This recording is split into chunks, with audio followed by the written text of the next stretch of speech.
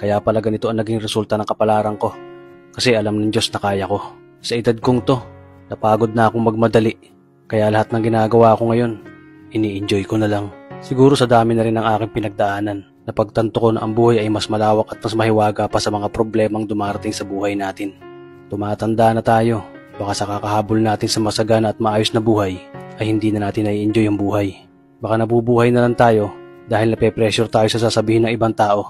Marami na rin akong mga naging maling desisyon sa buhay, pero lahat yun nagsilbing aral sa akin at natuto ako sa mga pagkakamali ko. May mga taong sobra nating mamahalin at bibigyan ng halaga, pero ibabalik lang sa atin ay kabiguan at matinding trauma.